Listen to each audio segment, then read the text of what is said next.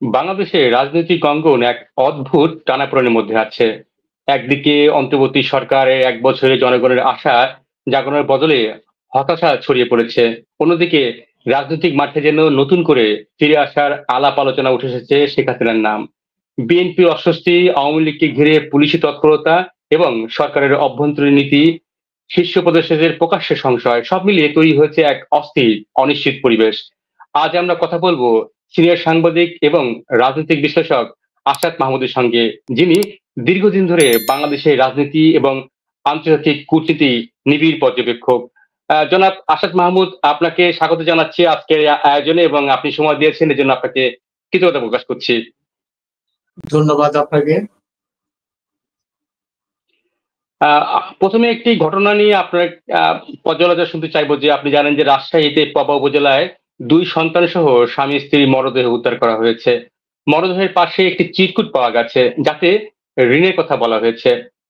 ক্ষুদ্র ঋণের মাধ্যমে সমাজ বদলে দেওয়ার কারণে নোবেল পেয়েছিলেন ডক্টর মোহাম্মদ ইউনূস এবং তিনি গত ১ বছর বাংলাদেশের রাষ্ট্র ক্ষমতায় আছেন। অথচ ঋণের জালে থেকে বাঁচতে ছেলে মেয়ে স্ত্রী সহ স্বামী আত্মহত্যা করলেন। ঋণ পরিশোধ করা কি অনেক কঠিন, তার চেয়ে কি সহজ আত্মহত্যা করা বা মৃত্যু? এটিকে আপনি কিভাবে দেখছেন? ধন্যবাদ। খুবই দুঃখজনক এবং মর্মান্তিক ঘটনা। এরকম তো হওয়ার কথা না, বিশেষ করে যখন ইউনূস সাহেবের মতো লোক ক্ষমতায় আছেন, যিনি সারা জীবন গরিব মানুষদের নিয়ে কাজ করেছেন এবং তার কিভাবে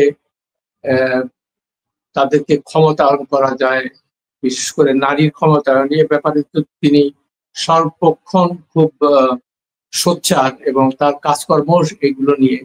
তো তার সময়ে, তার ক্ষমতাকালীন সময়ে যে এরকম একটা ঘটনা ঘটেছে, এটা সত্যি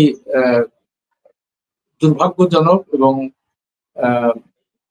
আমি ব্যক্তিগতভাবে গভীরভাবে শোকাহত। কিন্তু একটা জিনিস আপনাদেরকে বলি যে যেহেতু এই জিনিসটা সংবাদ মাধ্যমে আসছে বা গণমাধ্যমে আসছে বলে আমরা জানতে পেরেছি, এরকম ঘটনা কিন্তু বাংলাদেশের বিভিন্ন জায়গায় হচ্ছে, যেগুলো মানে সংবাদ মাধ্যমে আসে না এবং আমরা জানতে পারি না।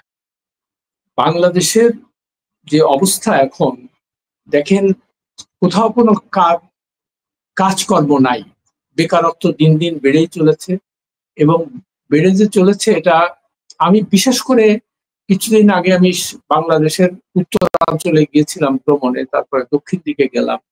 তো দুটো জিনিস আমি লক্ষ্য করলাম যে প্রতিটা জায়গা থেকে, শুধু মফস্বল শহর না, ইভেন গ্রামে গঞ্জেও দেখলাম সবচেয়ে বেশি যে জিনিসটা চোখে পড়ার মতো সেটা হলো এই ইজি বাইক বা ব্যাটারি চালিত রিক্সা, অটো রিক্সা, এগুলো একেবারে ভর্তি, যেখানেই যাবেন সেখানেই দেখবেন এই জিনিসটা। দ্বিতীয় দেখলাম ডায়াগনস্টিক সেন্টার, মানে যেখানে ওই রক্ত ইত্যাদি পরীক্ষা টরীক্ষা করা হয়, একদম ভুঁই ফোড়ের মতো, যেখানে যাবেন সেখানেই এটা একদম অত্যন্ত পাড়াগায় গ্রামে গেছিলাম সেটা। আর দেখলাম ফার্মেসি, ওষুধের দোকান। তো এই তিনটা জিনিস দেখে আমার একটা জিনিস মনে হলো, প্রথম কথা হলো যে মানুষের কাজকর্ম নেই দেখেই মানুষ এই যে ইজি বাইক চালায় অথবা ব্যাটারি চালিত রিক্সায় কোন রকমের দিন যাপন করছে। আর যদি সত্যিকার অর্থে ফর্মাল সেক্টরে যদি কাজকর্ম থাকতো তাহলে তো এখানে এত ভিড় হওয়ার কথা। তারপরে ঢাকা শহরে আপনি দেখবেন প্রতিদিন ৩ থেকে ৪ হাজার লোক প্রতিদিন নতুন করে বাইরের থেকে আসছে। তো এরা যখন আসে তখন তো মানে অত্যন্ত অসহায় অবস্থায় না হলে কেউ ঢাকার মতো দোজকে আসতে চায় না। এসে যেভাবে থাকে তারা, এটা তো মানে আপনার আমার জন্য অকল্পনীয়, যে আমরা তো কল্পনাই করি যেখানে কোনো ইলেকট্রিসিটি নাই। যেমন আমার বাড়ির পাশেই যে ছোট্ট একটা ছাপড়ার মতো আছে, সেখানে দেখি যে এরা ইলেকট্রিসিটি নাই, পানি নাই, গ্যাস নাই। এই বৃষ্টির সময় দেখি রান্না, মানে কোন রকমের একটা মেকশিফট রান্নাঘর তৈরি করে সেখানে রান্না করার চেষ্টা করছে, ভিজে যাচ্ছে। তারপরে ঘরের মধ্যে পানি উঠে গেছে, চতুর্দিকে টিন দিয়ে ঘেরা ঘর, উপরে ছাদ ও টিন। তো এই গরমের মধ্যে তারা কিভাবে থাকে, এগুলা যখন দেখি তখন মনে হয় যে গরিবের ক্ষমতায়ন বা নারীর ক্ষমতায়ন, এগুলো তো বই পুস্তকেই দেখি, মানে বই পুস্তকেই আছে। এই সব দিয়ে তো নোবেল টোবেলও পাওয়া যায়। কিন্তু বাস্তবে অবস্থা খুব একটা যে পরিবর্তন হয়েছে সেটা বোঝা যাচ্ছে না। অবশ্য এটা আমি বলছি না খালি যে এই সরকারের আমলেই, এটা সর্বক্ষণ এগুলা চলে আসছে। তো এদের যে প্রান্তিক জনগোষ্ঠীর যে যারা সদস্য, তাদের দিকে যে খুব একটা নজর পড়েছে বলে মনে হয় না। আগেও দেখেছি যে মুষ্টিমেয় কিছু লোকজন প্রচুর টাকা পয়সা ইনকাম করছে অবৈধ উপায়ে, এখনো দেখতে পাচ্ছি সেই একই অবস্থা। এখন কয়দিন আগে যারা ছাত্র নেতা ছিল তারা উপদেষ্টা হয়ে তাদের নামে কি ধরনের দুর্নীতির খবর, ভয়াবহ দুর্নীতির খবর আমরা দেখতে পাচ্ছি। তো এগুলা খুবই দুঃখজনক ব্যাপার। তো কিছু মানে আমি মাঝে মাঝে চিন্তা করি যে আমাদের আল্লাহ তাআলা বা ঈশ্বর যাকেই বলি, যে তিনি কি আমাদের দিকে ভালো নজর দেবেন না কখনো? আমরা কি সারা জীবনই এরকম ভাবেই মানে আশায় আশায় থাকবো এবং মর্মাহত হবো, এই আর। জি, আপনি ঠিকই বলেছেন যে সেই বক্তব্য কথা আবার উঠে আসে যে ঈশ্বর থাকেন সেই ভদ্রপল্লীতে। আপনি সরকারের কথা বলছিলেন যে অন্তর্বর্তী সরকারের ব্যর্থতা নিয়ে কিন্তু সরকারের ঘনিষ্ঠ মহলে কিন্তু আলোচনা চলছে। যদিও এই অন্তর্বর্তী সরকার নিয়ে এখন বর্তমানে বিএনপি খুব বেশি সমালোচনা করছে না। অপরদিকে আওয়ামী লীগের বিরুদ্ধে সরাসরি মাঠে নেমেছে বিএনপি। সব মিলিয়ে রাজনৈতিক এই সমীকরণ আসলে কোথায় যাচ্ছে, যদি আপনার পর্যবেক্ষণ কি বলে? এটা নিয়ে আমি আজকেই একটা পোস্ট দিয়েছি।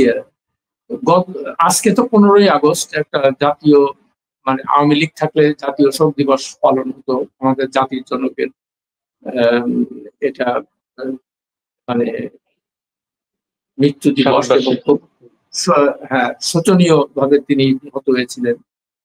তো এখন কেন জানি না আমার মনে হচ্ছে যে শেখ হাসিনার পালিয়ে যাওয়ার পরে 1 বছরের বেশি হয়ে গেল এখন, তারপরেও এদের একটা মূল আমাদের সবাই ছিল যে আওয়ামী লীগ যেন ওই স্বৈর শাসনের নিয়ে বা হাসিনা যেন আবার ফেরত আসতে না পারে এবং দেশটা সামনের দিকে আগাবে, ভালোভাবে চলবে, এরকম একটা আশা বা প্রত্যাশা আমাদের সব মানে অধিকাংশ মানুষের মনেই ছিল এটা। কিন্তু এখন যেটা দেখতে পাচ্ছি যে সত্যিকার অর্থে সেই আজকে নিউ ইয়র্ক টাইমস পত্রিকা আজকে সকালেই দেখলাম একটা রিপোর্ট ছেপেছে তাদের, সেখানে বলছে যে যে আশা নিয়ে এই মানে গণ অভ্যুত্থান হয়েছিল সেটা এখন ফ্রাস্ট্রেশন মানে আশা দুরাশায় পরিণত হয়েছে। তো দেখেন 1 বছরের মধ্যে এরকম একটা মানে আন্তর্জাতিক খ্যাতিসম্পন্ন মানুষের নেতৃত্বে সরকার যে এই ধরনের সমালোচনার সম্মুখীন হবে এটা তো আমরা ভাবিনি। কিন্তু এটার কারণ কি সেটা আমি অবশ্য অনেকবারই উল্লেখ করেছি। এটা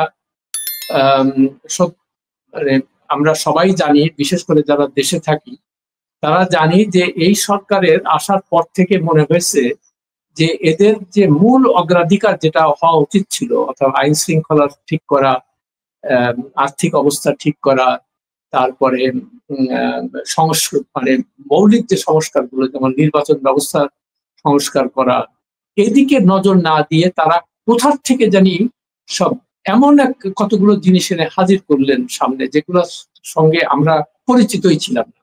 যেমন চট্টগ্রাম বন্দর বিদেশিদের কাছে ইজারা দেওয়া, তারা চালাবে এটা। তারপরে মানবিক করিডোর নিয়ে কথা হচ্ছে, যদিও সরকার অস্বীকার করেছে যে এরকম কোনো পরিকল্পনা আমাদের নেই। যদিও আমরা জানি কিছুদিন আগে পররাষ্ট্র উপদেষ্টা তৌহিদ হোসেন তিনি পাবলিকলি বলেছেন যে আমরা নীতিগতভাবে এই করিডোর দেওয়ার সিদ্ধান্ত নিয়েছি। আচ্ছা, 3 নাম্বার, রোহিঙ্গা সমস্যার সমাধান হয়ে যাচ্ছে, এরকম একটা কথা আমাদেরকে বলা হলো। তো এই ধরনের যে ভাওতাবাদী শুরু করলো এই সরকার আসার পরে, মূল অগ্রাধিকার যেগুলো সেগুলো থেকে সরে গিয়ে এই সমস্ত করাতে যেটা হলো সেটা হলো যে এই শাসন ব্যবস্থা যেটা গভর্নমেন্ট যে জিনিসটা বলে সেটা আর এরা করতে পারছে না। এটা তো এখন পরিষ্কার। মানে প্রতিদিন আপনি দেখবেন গণপিটুনিতে মানুষ মারা যাচ্ছে, তারপরে রাস্তাঘাট বন্ধ করে বিক্ষোভ হচ্ছে, মিছিল হচ্ছে। এটাতে একটাই জিনিস প্রমাণ হয় যে মানুষের কোনো আস্থা এই সরকারের প্রতি আছে বলে আর মনে হচ্ছে না। এটা অত্যন্ত দুঃখজনক। আর এটা থেকে দৃষ্টি ফেরানোর জন্য এখন আবার আওয়ামী লীগ মানে কি বলে এটা কি স্বৈরাচার বা ফ্যাসিবাদ ফিরে আসবে, এই ধরনের ভাঙ্গা রেকর্ড বারবার শোনানো হচ্ছে। তো ফ্যাসিবাদ ফেরত আসুক, এটা তো আমরা কেউ চাই না, কেউই চায় না। কিন্তু ফ্যাসিবাদ কেন ফেরত আসছে, এই কথাগুলো কেন আসছে মানুষের মনে এখন, যে আমরা আগেই ভালো ছিলাম কিংবা কিছু, এগুলা বলার স্কোপটা কে দিল?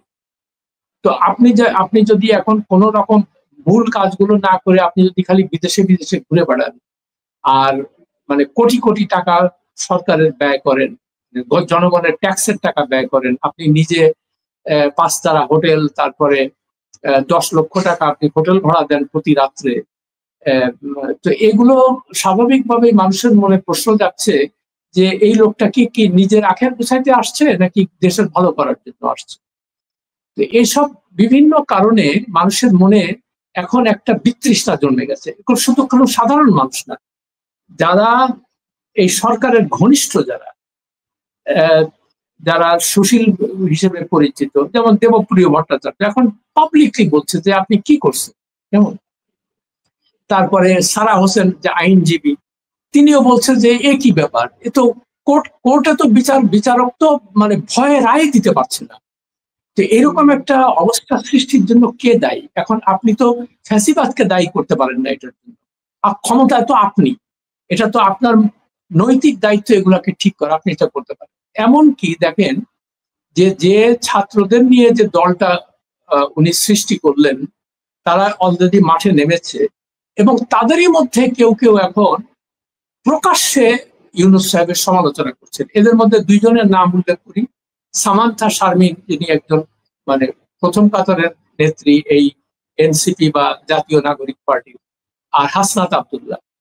তিনি কিছুদিন আগে বললেন যে দেশের এই অবস্থার মধ্যে স্বাস্থ্য খাতের চরম একটা অরাজকতা, অব্যবস্থা, সেখানে স্বাস্থ্যমন্ত্রীকে বা উপদেষ্টাকে এটা আমরা ভুলে গেছি যে তার চেহারা কেমন, সে দেখতে কেমন, কোথায় থাকে, কি করে। তো এইটা সে বলছে যে যেহেতু উনি ইউনূস সাহেবের ঘনিষ্ঠ ছিলেন, এই জন্য তাকে আচ্ছা ঠিক আছে ওকে স্বাস্থ্য উপদেষ্টা বানায়। তো ঠিক আছে আপনি বানান, কিন্তু প্রথম কথা তাকে যে বেতন ভাতাগুলো দেওয়া হচ্ছে, তাকে যে বাড়ি গাড়ি এই সমস্ত সুযোগ সুবিধাগুলো দেওয়া হচ্ছে, এটা কার টাকা? এটা তো জনগণের টাকা। তো আপনি তো এইভাবে জনগণের টাকা নিয়ে ছিনিমিনি খেলতে পারেন না, এই অধিকার তো আপনাকে কেউ দেয়নি। তো এখন সামান্তা শারমিনও বললো যে উনি তো খালি নিজের সুযোগ সুবিধাগুলো আদায় করে নিচ্ছে। তারপরে দেখেন আরো ভয়াবহ একটা ঘটনা যেটা দেখলাম, উপদেষ্টা পরিষদের সদস্য ফরিদা আক্তার, যিনি খুবই একজন ভালো মানুষ হিসেবে পরিচিত, সারা জীবন নানান এনজিও, একটা উবিনিক বলে একটা এনজিও, ওনারা ওই কৃষি খাতের বিশেষ করে বিদেশিরা যেন কৃষি খাতের যে মৌলিক উৎপাদন যে জিনিসটা, মানে বীজটি যেন বাইরের থেকে না আসে, মানে দেশের মধ্যে যে বীজ হবে সেটা দিয়ে মানে দেশীয় প্রযুক্তিতে এগুলাকে উন্নতি করা। উনি গতকালকে দেখলাম বলছেন যে এখন অবস্থা দৃষ্টিতে মনে হচ্ছে যে আমেরিকানরা তো এখানকার কৃষি মার্কেট দখল করার জন্য বসে আছে, তারা সেই সমস্ত পায়তারা করছে। এখন কিভাবে করছে উনি বলেননি, কিন্তু তারপর আরেকটা খুব উল্লেখযোগ্য কথা বলেছেন যে ওই যে আমেরিকানদের সাথে কয়েকদিন আগে যে ওই বাণিজ্য উপদেষ্টা, তারপরে জাতীয় নিরাপত্তা উপদেষ্টা যে গোপনে একটা চুক্তি করলো, নন ডিসক্লোজার এগ্রিমেন্ট, মানে কি চুক্তির মধ্যে কি আছে এটা কাউকে জানানো যাবে। তো এখন আপনি যদি এই ধরনের কাজকর্ম করতে থাকেন, স্বাভাবিকভাবে মানুষের মনে নানান সন্দেহ হবে। ফরিদ আক্তার নিজেই বলছেন যে আপনি যে নন ডিসক্লোজার এগ্রিমেন্টটা করলেন, তিনি একজন সরকারের উপদেষ্টা সদস্য, ক্যাবিনেটের মেম্বার, তিনি বলছেন যে এটা নিয়ে তো আমাদের যথেষ্ট চিন্তার কারণ আছে, আমাদের সন্দেহ হচ্ছে যে কি আছে ওইটার মধ্যে, এগুলো তো করা ঠিক হয়নি। এইসব নানান কারণ মিলে এখন আপনি যতই বলেন ফ্যাসিবাদ ফেরত আসবে, আর মানুষ যে এখন মানে সেই ধানমন্ডি 32 নম্বরে যে যাওয়ার যে সাহস দেখাচ্ছে, বা কেউ কেউ নিষেধাজ্ঞা অমান্য করে সেখানে যেতে চাচ্ছে, তো এগুলো আপনার তো বুঝতে হবে যে মানুষ কেন এই সুযোগটা করে দিল, কারা কে করে দিল, এর জন্য মোহাম্মদ ইউনূস সম্পূর্ণভাবে দায়ী। মানুষ এখন ওনার যে ব্যবস্থাটা হয়েছে, উনি আর কোনো দিকে আর কোনো পাচ্ছে না। আর বিএনপি কোন রকমে দেখছে যে ওনার মাথায় টাথায় হাত দিয়ে নানান ভাবে যে কোন রকমের নির্বাচনটা করে দেওয়া যায় কিনা, যেহেতু নির্বাচনে মোটামুটি এখন বোঝা যাচ্ছে নির্বাচন হলে ওই বিএনপি ক্ষমতায় আসবে, সেই জন্য কোন রকম সংস্কারেরও প্রয়োজন নাই, কিছুই নাই, আবার ওই আগের অবস্থাই হবে। কিন্তু এই জিনিসগুলা যে উনি আবার একটা টিভি চ্যানেলে দেখলাম সিঙ্গাপুরের সাক্ষাৎকার দিয়েছেন যে বর্তমান অবস্থায় নির্বাচন হলে মূল সংস্কার গুলো না হয়ে তো আগের অবস্থার মতোই অবস্থা হবে। তো ভাই এটার জন্য কে দায়ী? আপনি যে একটা বছর থাকলেন, আপনি এটা করলেন না, এই প্রশ্ন তো আমাদের করতেই হবে এখন। তো এখন সবকিছু মিলে বিএনপি এখন দেখতে পাচ্ছে যে ঠিক আছে, বিএনপিও দেখাচ্ছে যে হ্যাঁ ফ্যাসিবাদকে ফেরত আসবে, কিন্তু আপনিও যে আপনারা দীর্ঘদিন ক্ষমতায় থাকলে আপনারাও যে ওই ফ্যাসিবাদের মতোই আচরণ করবেন না, তার গ্যারান্টিটা কোথায়? আমরা তো আপনারা তিনবার ক্ষমতায় ছিলেন, আপনারা দেখেছি তো যে ওই আবার সেই পরিবারতন্ত্র, আবার সেই একই অবস্থা হবে। এগুলো তো খুব দুঃখজনক। ভাই আপনি যে সরকারের অন্তর্বর্তী সরকারের যে বিষয়গুলো বললেন এবং ফ্যাসিবাদের কথা বললেন, যে এখন কিন্তু আরেকটি আলোচনা এসছে যে শেখ হাসিনার রাজনৈতিক প্রত্যাবর্তন নিয়ে আলোচনা চলছে। কারণ অনেকেই বলছেন যে, আপনার বক্তব্য উঠে এসেছে যে অনেকে বলছেন যে আগেই ভালো ছিলাম। তাহলে কি শেখ হাসিনার প্রত্যাবর্তন কি সম্ভব? সেটি যদি হয় কিভাবে, নাকি এটি শুধু একটি রাজনৈতিক আতঙ্ক ছড়ানোর জন্যই করা হচ্ছে আসলে? না, এটা তো পরিষ্কার, শেখ হাসিনা এখনই ফিরে আসছে এরকম কোনো অবস্থা অন্তত আমার দেখে মনে হচ্ছে না। কিন্তু অবস্থা যদি দিন দিন খারাপ হতে থাকে, তখন মানুষ, যেমন এই যে দম্পতির কথা বললেন যে দুটো বাচ্চা নিয়ে আত্মহত্যা করে মারা গেছে, ঋণ শোধ করতে পারছে না, এরকম ঘটনা যদি ঘটতে থাকে, স্বাভাবিকভাবে মানুষ বলবে যে বাবা এসব ইউনুস কারোর দরকার নেই, ওই শেখ হাসিনা ছিল, ওই তাকেই ফেরত দেন। তখন আপনি কি করবেন? মানুষকে আমরা আর একটা কথা বলে রাখি যে কোনো দলকে বা কোনো ইয়েকে নিশ্চিহ্ন করা যায় না। যেমন আমরা অনেকবার দেখেছি যে আওয়ামী লীগকে নিশ্চিহ্ন করা ৭৫ সালের পরে আমি নিজেই ভেবেছিলাম যে হয়তো আর কোনোদিন এরা ঘুরে দাঁড়াতে পারবে না, কিন্তু দাঁড়াও, আবার তো তার ক্ষমতায় আসে। বিএনপিকেও নিশ্চিহ্ন করা যাবে না, বিএনপিকে ১৭ বছর থেকে চেষ্টা করে করতে পারছে না। জামাত ইসলামীকেও নিশ্চিহ্ন করা যাবে না, নানান নিষেধাজ্ঞা, ধর পাকড়, ফাঁসি দিয়েও তাদের কোনো কিছু। সেই জন্য মানে পলিটিক্যাল স্পেসটা দিতে হবে, তারপরে জনগণকে সিদ্ধান্ত নেওয়ার ক্ষমতা দিতে হবে তারা কাকে চায়। এখানে মানে ম্যানিপুলেট করার কোনো সুযোগ নেই। তাহলে কি আগামী নির্বাচন, মানে ফেব্রুয়ারিতে যে নির্বাচন হওয়ার কথা, সেটি কি বিলম্বিত হতে পারে অথবা পিছিয়ে যেতে পারে, মানে অনিশ্চয়তা তৈরি হতে পারে? আর যদি মানে নির্বাচন যদি পিছিয়ে পড়ে, সেক্ষেত্রে কোন শক্তি বেশি লাভবান হতে পারে? আমি তো প্রথম থেকেই বলেছি যে নির্বাচন হবে না, হয়তো হবে না, আমি ভুল প্রমাণিত হতে চাই, কিন্তু আমার অবস্থা দৃষ্টিতে মানে মনে হচ্ছে যে নির্বাচন, দেখেন এখন এই এনসিপির নেতারাই বলছে যে আমরা এই নির্বাচন হতে দেব না, জামাত ইসলামী বলছে আসল সংস্কার না করে ওই নির্বাচন আমরা কোনোভাবে হতে দেব না। ইউনূস সাহেব নিজেই সিঙ্গাপুরের টেলিভিশনের সঙ্গে সাক্ষাৎকারে বলেছেন বর্তমান অবস্থায় নির্বাচন হলে আবার সেই একই আগের অবস্থায় ফেরত আসবে। তো এগুলো তো সবই ইন্ডিকেশন হলো যে নির্বাচন না হওয়ার। তবুও এখন জানি না মানে আলটিমেটলি কি হবে। আর নির্বাচন না দিয়ে উনি বা কিভাবে এই অবস্থা থেকে বের হতে পারবে এটাও আমার জানা নেই। এখন স্বাভাবিকভাবে যেটা বলছিলাম যে আওয়ামী লীগ তো আর নির্বাচনে নাই, এখন তাকে আপনি জোর জবরদস্তি নির্বাচনের বাইরে রেখেছেন। আমার উচিত ছিল তাদেরকেও মানে অংশগ্রহণের সুযোগ দেওয়া। শেখ হাসিনা হয়তো থাকবে না, কিন্তু নৌকার মার্কাটা দেওয়া উচিত ছিল, তাহলে বোঝা যেত যে মানুষ তাদেরকে চায় কি চায় না। এখন আপনি যদি জোর, যেটা বললাম যে জোর করে কোনো জিনিস চাপিয়ে দেওয়া ঠিক হবে না, সেটা হচ্ছে ঠিক। আপনি বলছিলেন জোর করে চাপিয়ে দেওয়া ঠিক হবে না। অসংখ্য ধন্যবাদ, আপনি আমাদেরকে সময় দিয়েছিলেন, এই জন্য আপনার কাছে কৃতজ্ঞতা প্রকাশ করছি। বাংলাদেশের রাজনীতির এই ক্রান্তিকারে প্রতিটি পদক্ষেপ ভবিষ্যতের ক্ষমতার সমীকরণ নির্ধারণে গুরুত্বপূর্ণ ভূমিকা রাখবে। শেখ হাসিনার সম্ভাব্য প্রত্যাবর্তন, বিএনপির মাঠের অবস্থান এবং সরকারের অভ্যন্তরীণ বিভক্তি সব মিলিয়ে পরিস্থিতি অনিশ্চিত হলেও সম্ভাবনার জানালা এখনো খোলা। আশা করি সিনিয়র সাংবাদিক আসাদ মাহমুদের বিশ্লেষণ আপনাদেরকে এই জটিল সময়ের রাজনৈতিক বাস্তবতার বুঝতে সাহায্য করবে। দর্শক, আপনি এই বিষয়ে আপনার মতামত জানাতে পারেন। আর ভিডিওটিতে লাইক দিন এবং শেয়ার করুন। সম্ভব হলে আমাদের চ্যানেলটি সাবস্ক্রাইব করুন। আর এতক্ষণ আমাদের সঙ্গে থাকার জন্য ধন্যবাদ।